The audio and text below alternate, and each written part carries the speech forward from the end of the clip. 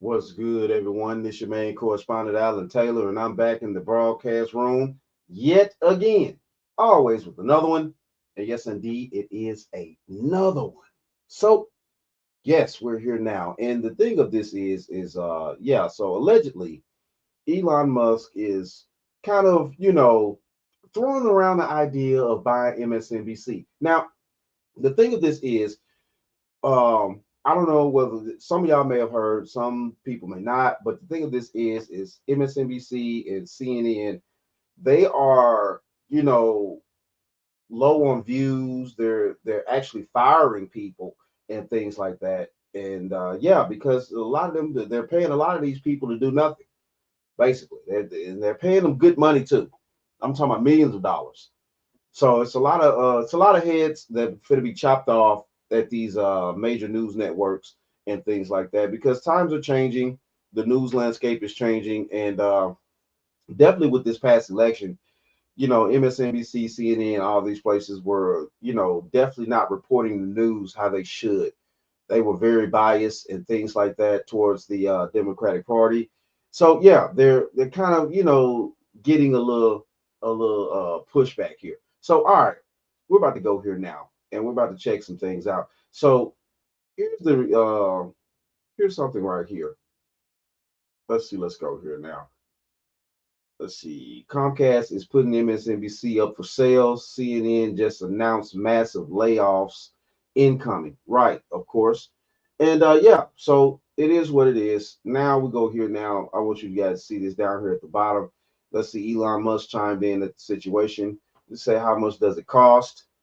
Things like that. Okay. Elon and Joe Rogan chimed in behind Elon and basically said, if you hold on, if you buy MSNBC, I would like to have, I would like Rachel Maddow's job. I will wear the same outfit and glasses, and I would tell the same lies. Hey, but it's crazy out here what's going on because we know that these news networks, uh, definitely CNN and MSNBC, was definitely full of shit.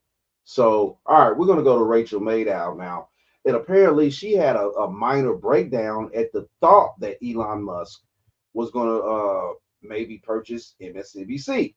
So, all right, hold on here. Let's go here now. Let's check this out.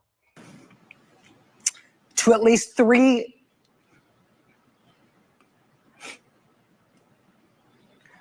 Can we put up the graphic of this? Oh, hold on. Oh, what?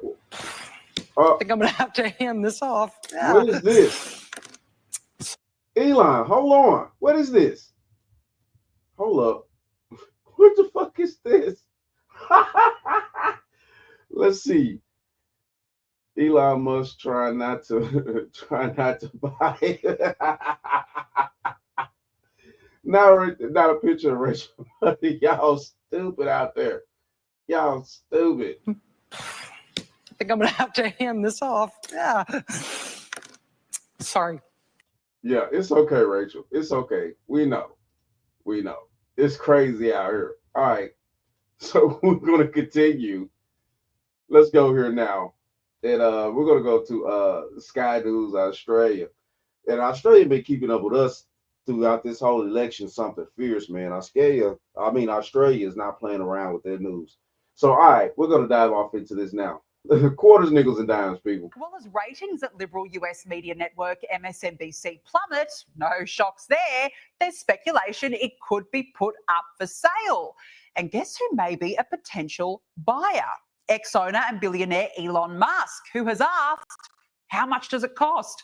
Joining us now is Based Politics co-founder, journalist and commentator Brad Palumbo. Brad, good to see you. Look, I'd love to see this. And he could very well be joking, but the last time he joked about a purchase, he went through with it, and that was X. Do you genuinely think he's considering? Right, he sure did. Now, this is very serious right here. He did, though. He did joke about buying Twitter. And online he joked about it, but hey, listen, look, this is where we at now. You see where we at. Very good. You can never know with Elon Musk. He's as unpredictable as anyone can be. And I think it would be absolutely brilliant if Elon went and just bought MSNBC, if not only for the mass resignations and meltdowns on camera, it would surely bring about. Their tears would be delicious after years of watching them and seeing them insult everyone who disagrees with them and kind of mislead the public. To see them kind of get their comeuppance and have to report to Elon Musk or pack their bags, that would be iconic.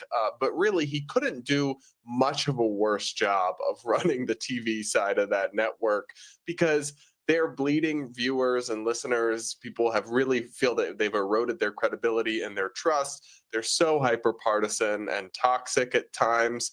And I will just say, I am available if Elon is looking for a new primetime host. I can be negotiating. Hey, everybody's scrambling for a job out here. Everybody's scrambling for a job. But hey, listen, look though, even though MSNBC is losing credibility just like CNN, I think that if Elon does purchase MSNBC, it will transform itself. It will automatically bring back the views that it needs to actually survive and things like that. Even though social media is really taking over these landscapes and things like that from traditional media, because this is what's going on here. But yes, I really think that if Elon decided to buy it and put his name and his backing behind it, yeah, I think that would change MSNBC. With. So, Elon, maybe go through with that and then give me a call. Brad, you're quite right about those who think it would be a terrible thing. MSNBC should be so lucky as to have Elon Musk invest. It might save their jobs. Right. Olympic champion Carl Lewis is the latest celebrity to throw a tantrum over. Now, it might save their jobs, but listen, look, at the same time, though, too, you got to think about those anchors that are on MSNBC and stuff like that. Would they actually really want to stay? Or would he have to replace the whole damn staff? Trump's election victory, and he's done so by declaring he's no longer going to be posting on X. Lewis made the announcement on Twitter, ironically, saying, "I've made the decision to leave X at the end of November. You can follow me on Blue Sky. It's clear that this site and its owner have no interest in my shared humanity, so there is no reason to use it." What made me laugh, Brad, was that just a few days earlier, Carl Lewis, who's so committed to shared humanity, that he retweeted a message saying, "I can no longer be friends with anyone who voted for Trump this time. I don't care what their excuse." Brad, these people aren't committed to free speech or diversity or inclusion or democracy. They just want the whole world to be an echo chamber in which their views are never challenged. And this is coming from Sky News Australia. They're all the way in Australia reporting on things over here in America. And they clearly see that how much this the Democratic Party with this particular group of them in this time in history, they want so much control over everybody's thought process till it's like it's them or nothing else. And that's a very dangerous mindset. We hear things and all the time where Trump is going to become this dictator, and he's going to put everybody in chains and slaves again, and this and that, and whoop the woo, and all this type of crap. You know what I'm saying? Which is ridiculous and buffoonish. It's no way with our system and the way that it's set up that anybody could become a dictator in this country, things like that. But the thing of this is from coming from what they're reporting here in Sky. No, it's outlandish that we actually have a party that thinks that they should have the dominant control over everybody's vote, over everybody's mindset, over everybody's thought process. And if they don't, they get out here and they crash out, they shame, guilt, insult, the need to be right, and just sit around Obama, you must be a misogynist if you don't want to vote for a woman. Well, don't make me get Michelle on you. Don't make me get Michelle on you. Then Michelle comes out and talk about some, the men that don't vote for for Kamala, they're threatening women's survival and all this type of crap. Man, come on, people. These people are lost their damn mind. I have the right, and everybody else has the right to vote for whoever they want to vote for that they feel like is best that they want to vote for. They really do. And it's honestly pitiful and pathetic You don't need to announce that you're quitting a social media platform, first of Right. all. That is so dramatic and so narcissistic and attention seeking. No one cares. No one was eagerly waiting with bated breath for your next post, dude. Like, you're famous for being an athlete, not because your words of wisdom on X bless America every day. Thank you. And Carl Lewis. I mean, Jesus Christ. Most of the American people have forgotten about damn Carl Lewis until this shit right here popped off. What is he talking about? Dude, go somewhere and sit down. And these people be killing me with these famous people be killing me. They killed me in this past election with all this crap they've been talking about. And I'm so sick of them pretending that disagreeing with them is denying their humanity. Right. It's not. And also, you seem to have very little problem denying dignity or the humanity of people who disagree with you if they're Republicans, independents, moderates. If they're not all on board the left-wing social progressive train, you have no problem denying their humanity, calling them every name under the sun, wanting them canceled, throttled, shut down, silenced, denied their rights. I'm so sick of this. Just like the celebrities announcing they're leaving our country, good. Delete your account. Don't come back. Leave. Take a one-way ticket. Seriously, there's so many people all over the world who would love to be Americans and love to have the freedom of speech and the basic rights that we take for granted here. I just have so little time for people who take it for granted. Please. Thank you. Yes. I think Ellen just left. I mean, shit, we forgot that Ellen even existed around here. And this is the thing right here. Okay, and then you got you got your average people, definitely though, which is super fucking funny. All over damn TikTok and things like that, talking about they're gonna, leave and stuff like that. Listen, baby, you work at Walmart, baby. You work at Walmart. What country you think gonna take you in? What tangibles is another country going to actually get from you? What I mean, how are you going to benefit the next country that you are planning on moving to? I mean, shit. What do you think this is? The majority of American citizens live check to check. I think it's up to maybe 60%, something like that. Don't quote me, but it's something to that degree. Living check to check, basically. And you mean to tell me you're going to carry your check to check living ass to another country? You got to pay to move there. You got to pay for the entry fee, basically to get your citizenship, all this type of stuff, to actually live there for the rest of your life. Then also, how are you going to work? What are you going to work at? A lot of these other countries don't have the job opportunities and things like that that America has. What are they going to do? Now, the super rich people, yeah, they can move any fucking way they want to. That it is what it is on that factor. But these average people sitting around here talking about I'm gonna leave America. Like, okay, well shit, America probably gonna be a lot more better if you do get your bad ass up out of here. Please don't let the door hit you. 100%. See you later, Charles, I say. Now, after a thundering defeat, Kamala Harris is now on vacation in Hawaii. Have a listen to this. To Hawaii while Kansas staffers are just wondering what they're going to do for work. The vice president has taken time off to go spend time with her family. I don't think there's anything wrong with that. I think to spend time with her family. Y'all know Obama from Hawaii, right? He grew up there. So what's going on with that? Let's keep going. I think she deserves some time to be with her family and to have some downtime. She has worked very hard over the last 4 years, and her taking a couple of days to be with her family, good for her.